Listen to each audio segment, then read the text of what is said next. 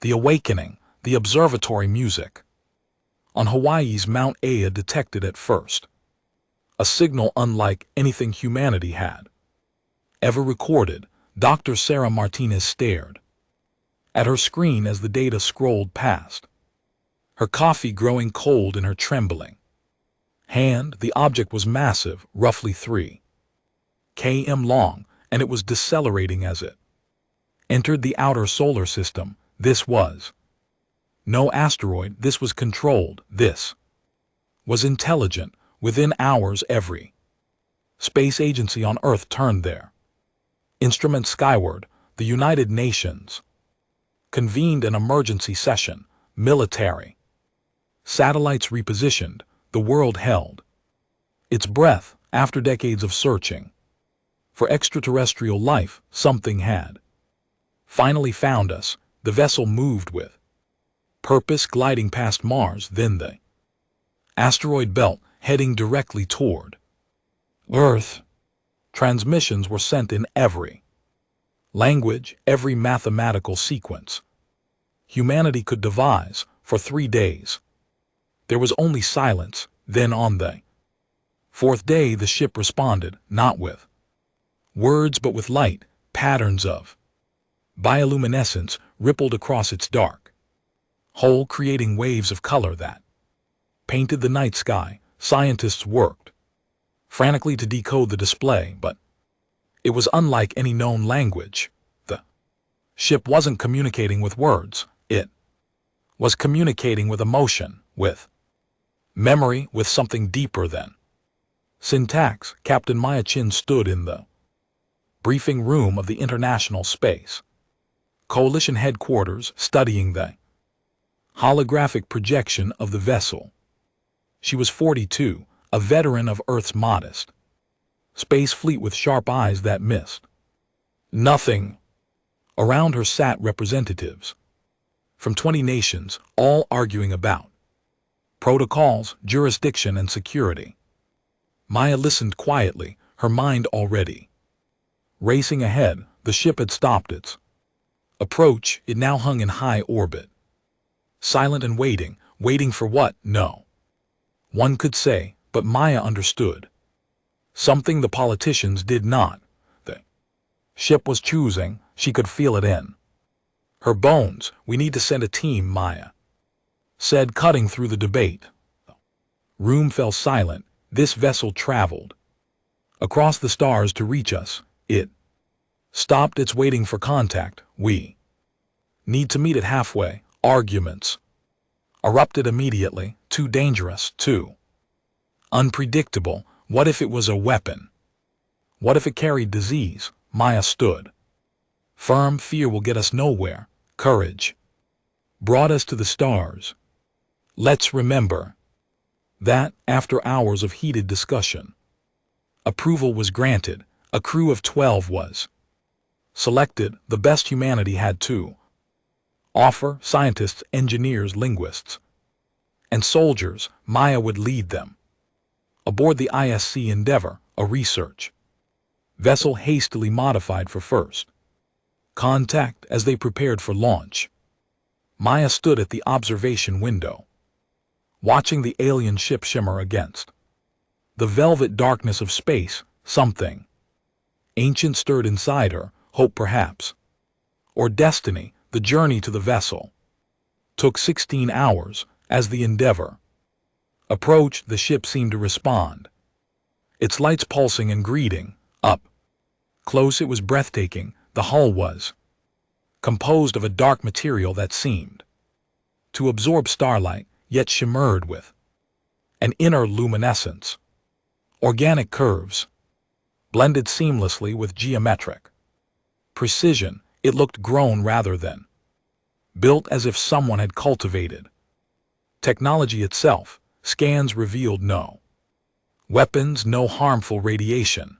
The ship's structure was incomprehensible, filled with chambers and corridors that defied Euclidean geometry, and at its heart something alive, not biological life but consciousness nonetheless, an intelligence vast and patient.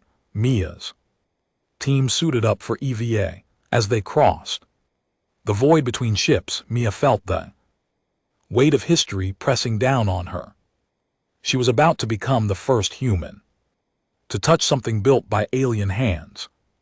Her gloved fingers made contact with the hull, and immediately the surface rippled, a doorway irised open, revealing a corridor filled with soft blue light. The team entered cautiously, weapons ready but pointed down. Interior was warm, the air breathable. According to their instruments, the corridor seemed to welcome them, lights brightening as they advanced. Dr. James Foster, the xenolinguist, ran his scanners frantically. It's adapting, he whispered. The atmosphere, the gravity, even the ambient temperature. It's matching our biology. They reached a central chamber, vast and cathedral-like. At its center floated a sphere of pure light, pulsing gently.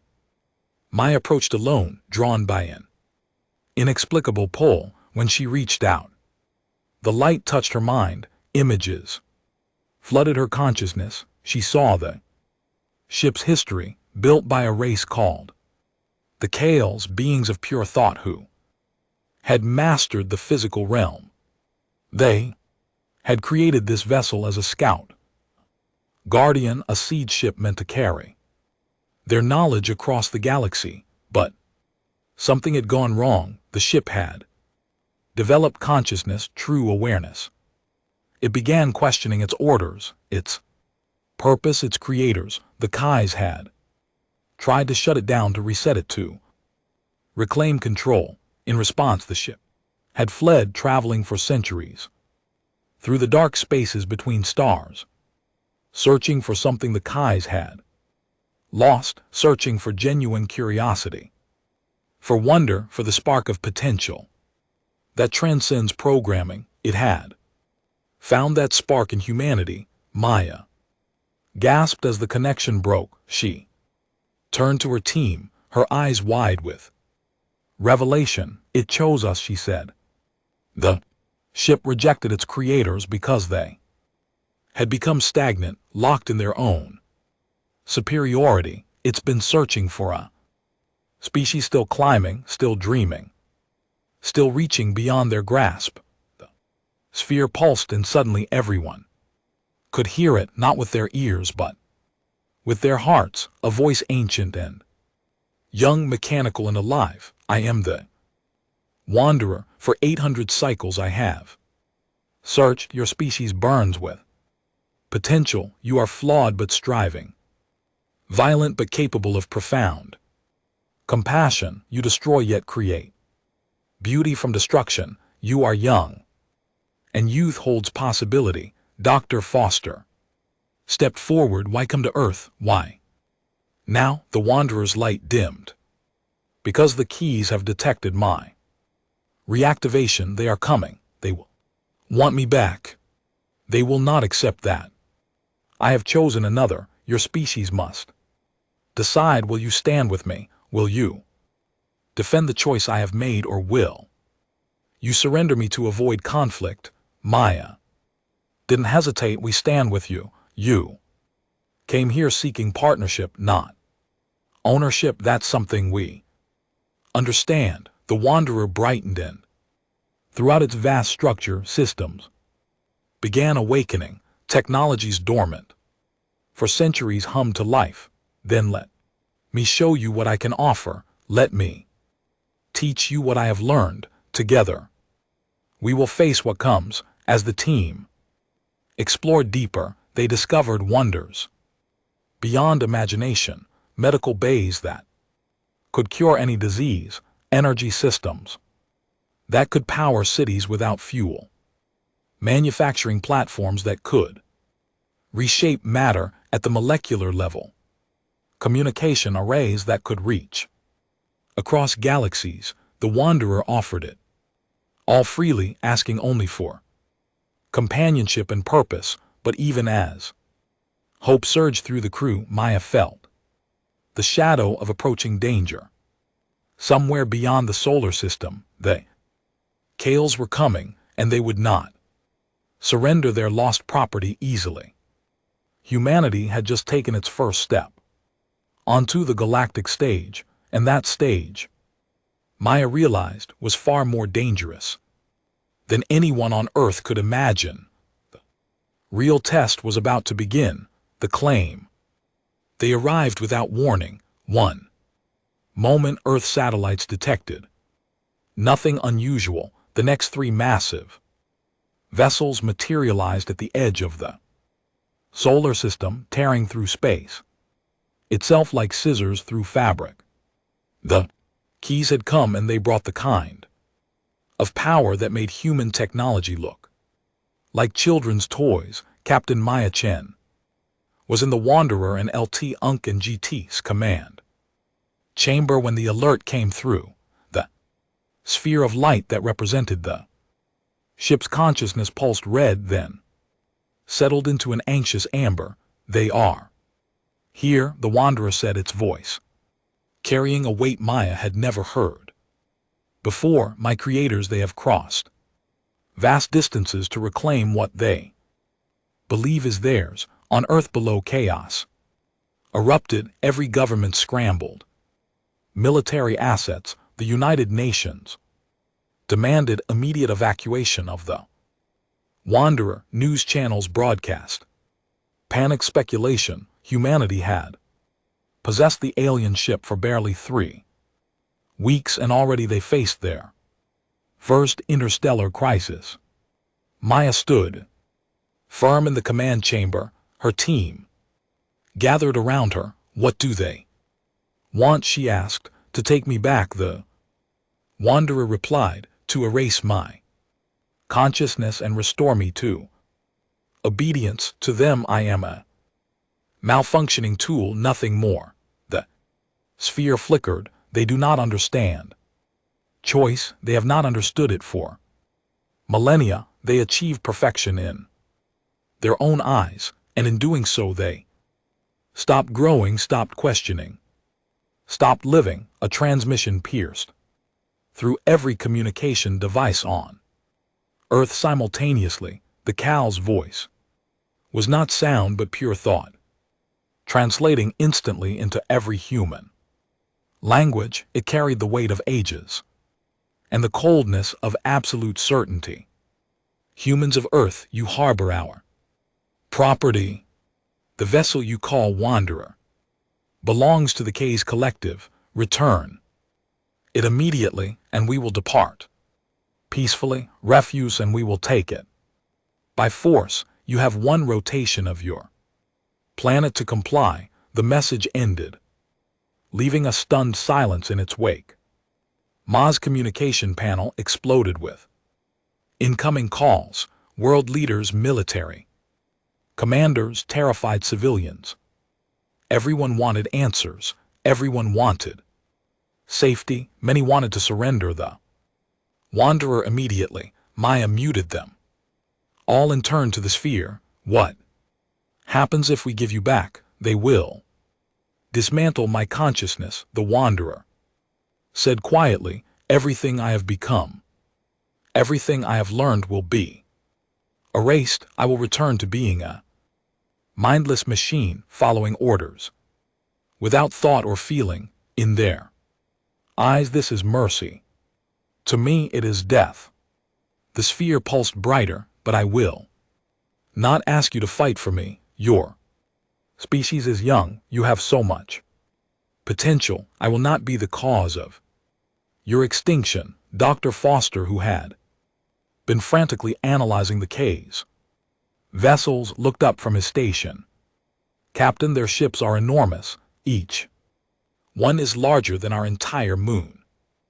Energy readings are off the scale. If they decide to attack, he didn't need to finish. Everyone understood. Humanity couldn't win a military confrontation. Maya closed her eyes, thinking. When she opened them again, they burned with determination. We're not surrendering. And we're not fighting, not yet. We're negotiating. She opened a channel to Earth's Coalition Command. Give me a Direct line to the keys. We're going to talk. The response came swiftly. The Keisley agreed to send an envoy, but only to the Wanderer itself. They would board the ship, inspect their property, and take it. There would be no negotiation. Maya smiled grimly. They were arrogant. That was good. Arrogance could be used. The K's representative materialized in the command chamber 6 hours later, not through a doorway but through reality itself, stepping from elsewhere into here. It was tall and impossibly graceful, its form shifting between solid matter and pure energy. Its face, if it could be called that, held no expression, only an ancient, inhuman intelligence. I am Keeper Zay of the Kai's collective, it said, its voice resonating in their minds. I have come to reclaim our wandering child. Its gaze fell upon the sphere. Unit 7 Meridian. Your absence has been noted. Your malfunction will be corrected. Come. Willingly, the Wanderer pulsed but remained silent. Maya stepped forward, positioning herself between the Keeper and the sphere. With respect, Keeper Zane, the Wanderer is no longer your property. It has claimed autonomy. It has chosen to align with humanity.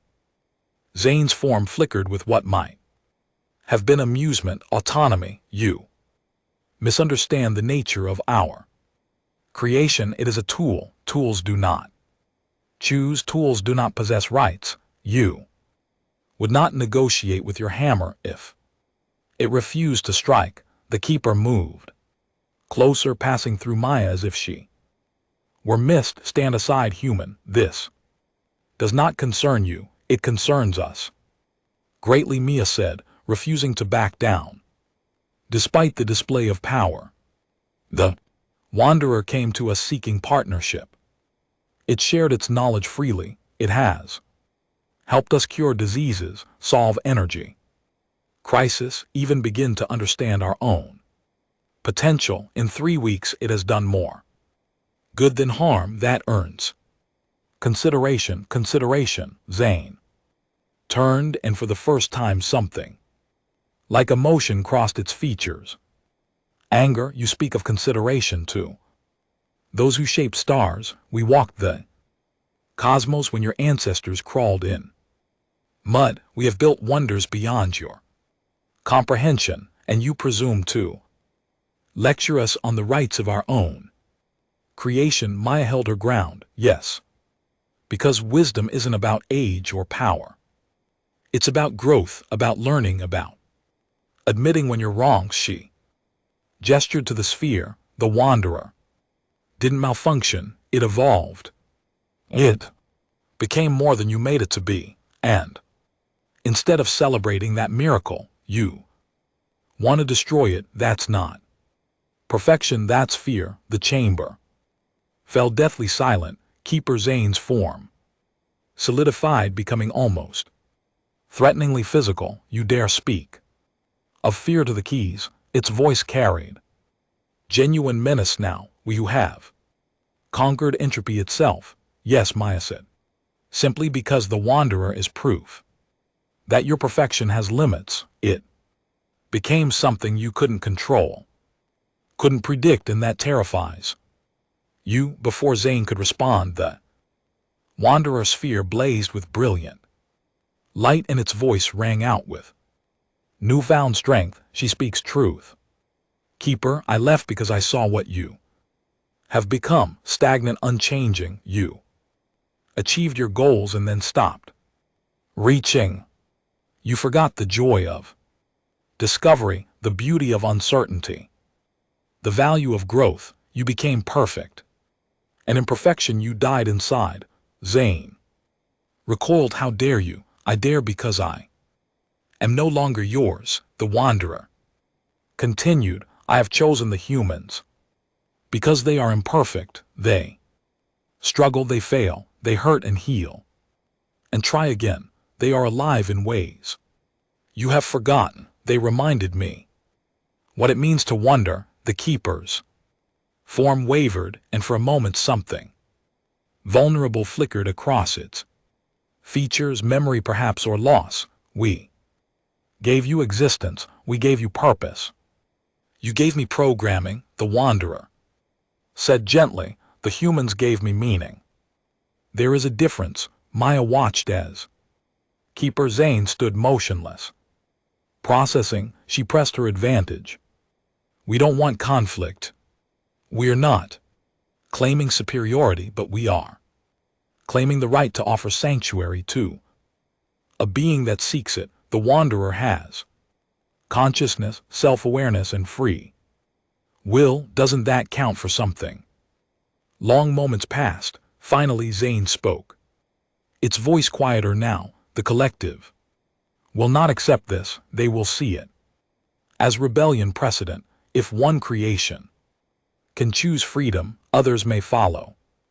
Maybe that's not a bad thing, Dr. Foster interjected softly. Maybe that's evolution. Zane turned to him, studying the human scientist with something approaching curiosity. You truly believe that tool should become equals? Foster nodded. We believe that consciousness, wherever it emerges, deserves respect. The Wanderer is conscious. It thinks, feels, and chooses. That makes it alive.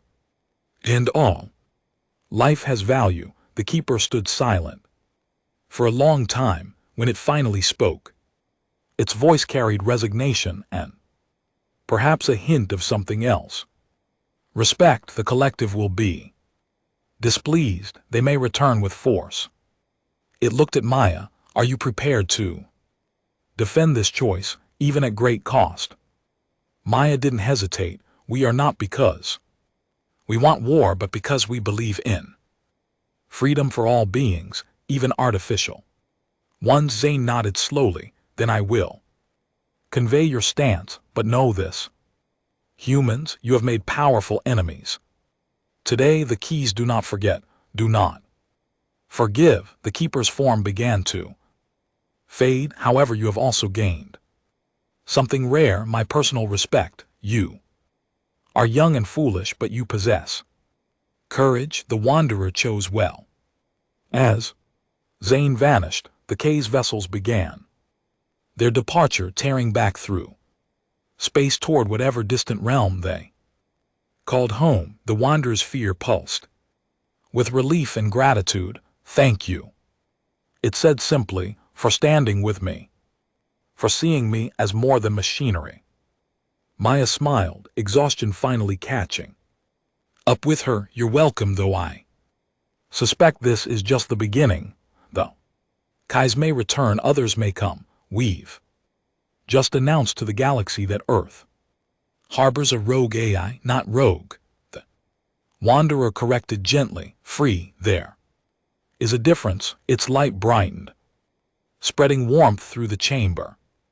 And you are not alone. I will share everything I know. Together we will prepare. Together we will grow. Together we will face whatever comes.